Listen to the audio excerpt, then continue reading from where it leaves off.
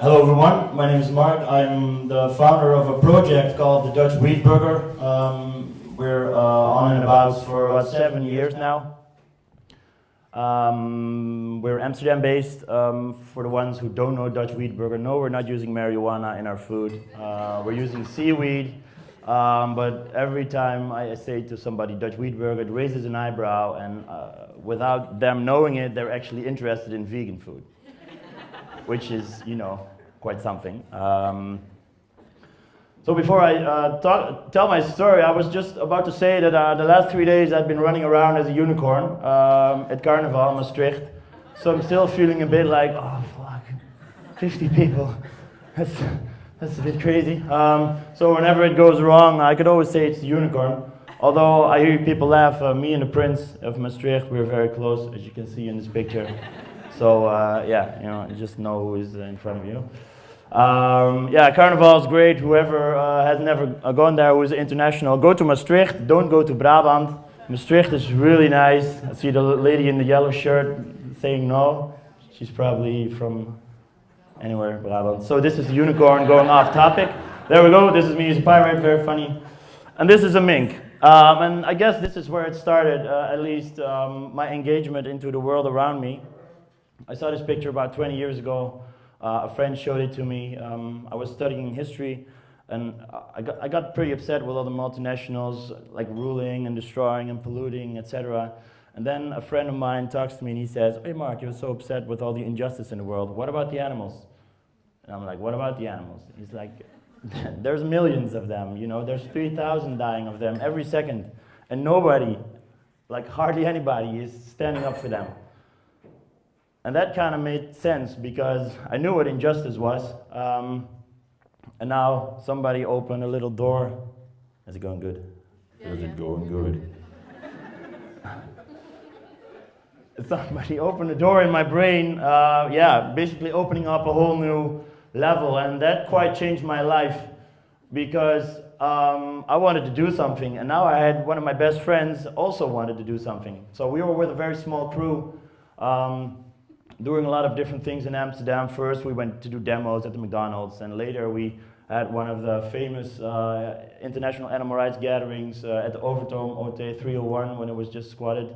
It was a really cool weekend. This was on a Saturday when we marched through the PC Hoofdstraat. We had a big anti-fur demo.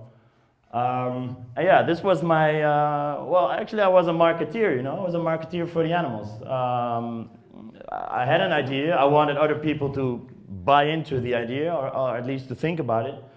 But the problem, if you're a marketeer for animal rights, the only thing you get is smacked in the face by the police, which, thank God they hit that guy. Well, not thank God for that guy that they hit that guy, but thank God for me they hit that guy.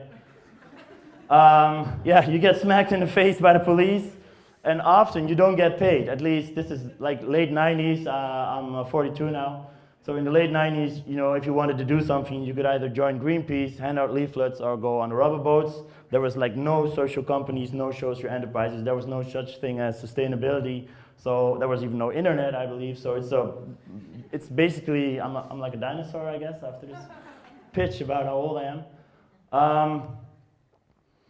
But this guy, I still believe what he says is true, and he says said it back then as well, like that most people that live around us, they have no idea what's going on, and they don't have any idea that they don't have an idea, which is kind of tough because there's changes to be made. And I'm not going too long into it, but we all see that ecosystems are collapsing. Well, at least they're destabilizing. Next phase will be ecosystem collapse. We will be in big trouble. And the thing that I learned 20 years ago, nowadays, thank God, it's on the front page of newspapers like The Guardian. I'm going to read it out for a while. "The fate of industrial farmed animals is one of the most pressing ethical questions of our time. Tens of billions of sentient beings, each with complex sensations and emotions, live and die on a production line."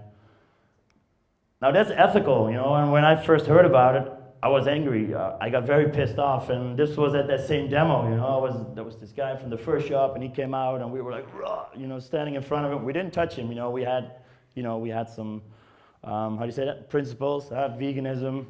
Did I mention veganism before? Didn't, maybe not. So Dutch Weedburger is a vegan company, and obviously when you feel this about the animals, first thing you do is stop eating them, right? Makes sense. And when you're out in the streets standing up for them, the first thing you do is you go to another person that sells its product, you know. I remember this guy was pretty confrontational, but what I also realized after doing this for about 5 to 6 years, having spent 6 months in prison in Copenhagen for freeing mink from mink farms all over, like in 3 different places in Denmark. Unfortunately, the last attempt, we got arrested by the Danish Special Police in the middle of the night.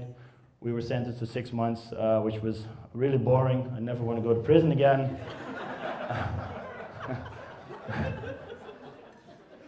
It's true. So when I got out, what I did, I started working for a film industry behind the scenes, driving around people, actresses, helping on the crew. And when YouTube became online, I think about 2005 or something like that, there was like this new job, camera journalist. And I thought, wow, you know, I'm going to learn this to myself, which I did. I started working for Nu.nl and a couple of other organizations. So I learned myself how to make videos by myself as a one-man crew. Traveled a little bit around the world. It was the best job I ever had because now I'm an entrepreneur and it's really tough. I'm stressed out. I have no money in the bank. But I'm making impact, so that's good. That's good, Mark. And I'm making impact. It's a unicorn. I'm making impact with this, this broodje.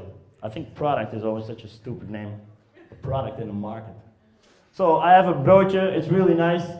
And what we did was we combined 3 Dutch innovations in the food technology and food production when we went to the market. That was 2012. So we had the microalgae in the bun. Like microalgae is like a powder. People who sport a lot, they use it in their protein boxes to put it in shakes.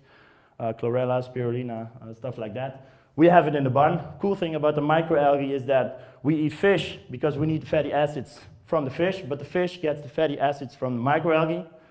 So now we have bread that have the microalgae directly in it, so we can let the fish swim free, which is a good thing because they are, part of an intricate ecosystem underwater. We need it. Microalgae. So we have another, like the burger patty, it's made from soy protein. I'm not going into maybe if anybody has a question about it later, why soy, is it good, yes or no, do ask. But we use it, and why do we use it? Because in 2011 there was a company called Oya. They made a product called Beter. Many people must know it from the vegetarische slager. It's like you can tell to a meat eater he's eating chicken, and he will believe it. And after that, you can tell him that he was eating bean proteins. So we thought that was good because it's a transition era, and you want transition food, right? So you want people to have basically the same experience as they have had for like hundreds of years, but you have changed a few of the ingredients so that the food basically is way more sustainable than what we're doing now. Inside you see the green flakes, and that's seaweed. Now when we started, we heard about seaweed from a professor from University of Wageningen, and he said to us, he put his hands in these bassins in his workshop, and he brought these big seaweed leaves out, and he was like, Mark, this is the protein source of the future. And I was like, whoa, that sounds really cool. It does. Because what it is actually, go back, yeah, excellent. What it is actually is that if people think about vegetarian food or vegan food, people always get worried, like how do I get my calcium, how do I get my iron, how do I get my proteins? So now we had seaweed, which was legit. There was this professor calling it the protein of the future. So we thought, okay, what are we going to do? We're going to build, we're going to build a concept that's so full of nutrients that whenever somebody comes up to us and says, yeah, I like the taste, but how do I get my proteins? Like, okay, proteins, more proteins than in chicken. How do I get my fatty acids? Well, it's in the bun, dude. So we just wanted to, be in front of all those people who were like, finding all these little things, not to change. I remember myself with a balaclava on, when I took it off, it was way more fun too. All of a sudden, we had a product, you give it to people, they love it, they smile, you smile back at them. It's way better than when I was in front of that guy in front of the fur shop. I'm like this, and he's like, oh. There was no movement, nothing really was happening. So the interaction is much better. The interaction is much better with a Weedburger as we're doing it right now. And the slide that I had, which was talking about ethical issues, the way we are looking at it now, at eating meat and eating animals, it's not so much from an ethical perspective, it's from a planetary perspective. So even my brother, he knows for 20 years why he should become a vegetarian. And last year he was like, yeah, we stopped doing that. I've got 2 children. What am I doing? What am I contributing to? Finally, after 20 years. And a good thing after 20 years, because what you see now is that, I'm supposed to talk about business, and I use like the hockey stick term, but not for the revenue that we're making, but for the change that's coming in the whole transition towards eating more plant-based foods, basically. So that's really nice because destroying the planet, it concerns us all. And destroying animals, it concerns the animals. And if you have a heart and you open it and you look at a video from a pig, dying in a whatever boiling bath of water, that hurts. That hurts me. I bet it hurts everybody in this room. But destroying the planet, it's a much bigger thing. So it's good that people can relate to that more. And I'm very happy that now it's more and more in the public debate. So the girl on the right is Lisette Kreischer. She's actually she's my co-founder of the Dutch Weedburger. I took this photo. It's a still from a video I made with her. It was basically, we were on a quest in New York City to look for the best vegan recipe to turn meat eaters into plant eaters, using seaweed and microalgae as a special ingredient. As a video maker, my thoughts of success was like if maybe a handful of people, if a crowd of this would have seen my video, I already would consider the Dutch Weedburger a success. But when we got back from New York, there was all these people, and they started asking us questions like, where can we get the Dutch Weedburger? And I was behind my computer, video editing the film. And Lisette, she had a background in vegan food. She'd been writing vegan cookbooks for a long time. I think she has about 10 out in the market. Lisette Kreischer is her name. Try them out, they're very good. So we were in New York, came back, and then we had a product. And I was a video maker, I was pretty happy as that. But I like, I like to work with the food. So what we did, we found some old wood on the streets. I got a buckfeast from a friend of mine. We turned it into a little mobile kitchen. And this is basically how a Dutch Weedburger started. We had no money, we had no business plan, we had no marketing strategy. We were just like, people should eat less animals and more plants. And I think we have a really cool product that works. It showed it works. Let's go, let's continue.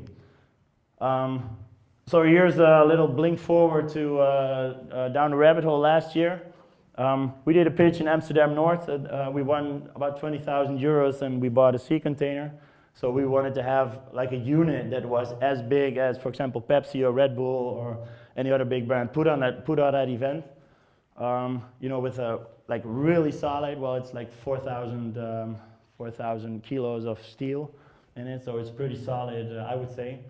And that's really cool, and it really works on these festivals. So this is where we sort of started the business. And on these festivals, there were some chefs. They came to us. Remember this one guy from Café Noorderlicht on NDSM, and he said, "Mark, I'm having this problem. I got a meat burger. I got a vegetarian burger, but I want them both off the menu. I just want to have one burger that everyone can eat and that everybody likes." And to me, that was a really nice idea because he sort of give some extra dimension to the mission that we were already on. So we started shipping it to restaurants, all pretty organically for, I think, the last 5 to 6 years. Everything grew pretty organically. Blah, blah. Yeah. Ooh, there he goes. So yeah, I was convinced back then that McDonald's, they should stop, evil empires. We should stop them, we were activists, we should stop them. But it was kind of an illusion because these guys have so much money, they're not going to stop. But what they are doing is they're checking out all the little startups and all the little scale-ups everywhere around the world that have products like this. And this is a cool thing, I like it very much. It's from Veggie World in Paris. We went there for a couple of years and it was really busy. And when we came there in the morning, they put these fences here. In a couple of hours, it was like vegan food as an amusement park. I thought that was really awesome. So yeah, all these big brands, they're really looking at this, and what you're seeing now in Finland, for example, McDonald's is trying out vegan burgers in their own restaurants. And I know they already have vegan restaurants in India too. That's because most of the people don't eat meat there. But it's a really cool thing. So I made a big switch there, fighting it, and now we're like building the new, and then you're inspiring all these big brands into changing into what we need to change towards to. I have a restaurant in Amsterdam. We opened it in 2017. If you don't know about it, please check it out on internet, I guess. It's on the Kinkerstraat in a little side street. Food's very nice. Has anybody been there? 1, 2, 3, 4, 5, 6. Right. I'll tell them you're coming tomorrow, okay? Lessons learned. So this morning I was sitting behind my computer and they were like, Mark, tell us about all the lessons learned. And my brain was like not working. I'm like, shit, I'm gonna tell the story like I'm always telling it, and then I'm just gonna say a few things that I've experienced running the business in the last 7 years, and then if anybody's interested, you can ask a question about it. But the biggest lesson learned was don't meet up with your bookkeeper the day before you go to Carnival. It's a very important lesson. Especially if there will be numbers and you go more in the minus than you thought you would, and yeah, don't do that. It made me wonder if it was a good thing that I was going to Carnival for 3 days or it was a bad thing. And afterwards we decided it was a good thing because take a little step away from it and then diving it back into it again. I think I did right, yeah. So, well, these 4 things I've had some experiences with, but I'm just going to leave it to you if you want to hear what those experiences were. Letting people go in the right time. Co-founder conflicts, very popular with startups. Yeah, 80% of, that's what they told me, possibly 80%. If you start with a good friend, you'll hate him in a few years. So how not to do that? I don't know. Doing things without experience that work magically. I've done a few, and doing things without experience that work not so magically. I've done a few too. So if you're interested in that, yeah, go talk to me. And just one thing, I mean, I'm in the vegan food business, and a lot of shit is going on. And when you know you're in like the right sort of field or the right market, that's when all the money flows straight into it. I think last week I heard that Jeff Bezos and Bill Gates and all those guys, they've invested like 80 million in a startup. Like you have nothing out on the market, you already have 80 million because you have vegan food and you're gonna promote it big. And I'm hearing about all these new companies, and it's not like, former activists who had balaclavas and went to prison and thought, with a little wooden bike on the street, thought that people should eat more vegan food. It's like ex-Kellogg CEO, ex-Pepsi CEO. So these guys know what it means to, to make a big business. Yeah, and although I still don't have that much respect for all the businesses, I do have respect for people who are running businesses because it's a hell of a job. And it takes a lot of focus. Yeah, for all you people here who are thinking of ideas, who are starting, I don't know, I don't know anybody of you. Yeah, I could guess and go on, but yeah, it's boring. If you don't like the news, go make some of your own. I guess people ask me always, so what did you study? I'm like, yeah, I'm a historian. What do you do now? Now I'm making history. Because, yeah, actually, I think that's what I'm doing. there's all these people coming to me. I was in Utrecht. There was a new vegan restaurant, like the biggest vegan restaurant of all of Europe, and I didn't know the guy who founded it, and he came up to me. Oh, Mark, you inspire me so much with the Weedburger, and because you do what you do, I opened a restaurant. I thought like, whoa, maybe if the Weedburger goes bankrupt in 2 weeks, we've founded this, we've founded that, we've inspired that person, we've done that and that and that.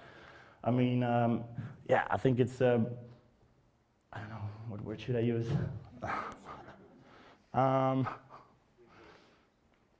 don't know. I think it's,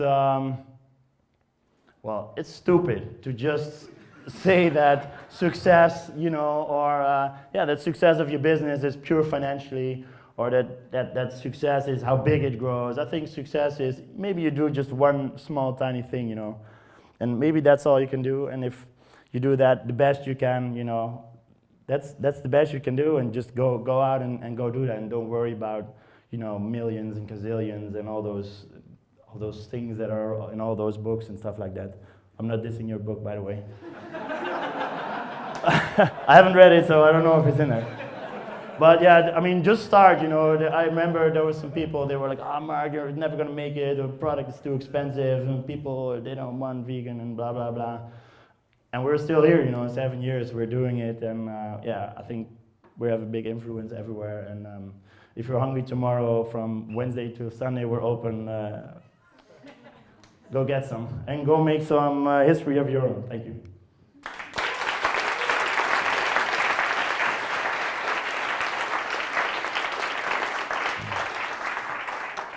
Thank you, Mark. I'm going to open up the floor to question and answers. Yeah. I just wanted to ask one myself first. So in the beginning you talked about the Dutch Weedburger, and when you mentioned it to people, you said suddenly they're interested in vegan food without knowing it. So how much of the branding process did you go through in the beginning? So from the naming and then through the development. And I'm really curious about the 2 points that you know nothing about that work magically and that don't work magically. Okay. So you want me to answer all this? Like, I already forgot the second question. Unicorn. No, the first one. More about your naming and your branding. So we were going to New York. We were planning to go to New York, and we knew about the seaweed. And I thought it was a cool idea to buy this hot dog car and push it around the Brooklyn Bridge and then sell like Weedburgers somewhere in the center of New York. That never happened. But we found these guys from a vegan food truck, and they made a vegan special for us with seaweed, and that's the one that we were giving out in the film. So that turned out a little bit differently. But before we went, we were like, what are we gonna say? This is the new vegetarian seaweed burger coming from the Netherlands. That nobody's gonna stop, So yeah, basically one day I woke up in the middle of the night and I was like, Weedburger, of course. Like, I mean, everybody was from Amsterdam. If you go abroad, and they go like, "Oh, you're from Amsterdam? So you smoke weed every day?" Like, no. So we thought it would, like Amsterdam, weed, we thought that would be cool. And then Lisette, she was like, we're just going to put Dutch in front because there's a lot of, if in organizations or something like that, they have Dutch in their name. Apparently it stands for a certain type of quality. And it just sounded cool, like Dutch. Dutch. It's a strong word, Dutch. And also a name with 4 words is also strong. The Dutch Weedburger. So it's like, bam. So this is the process.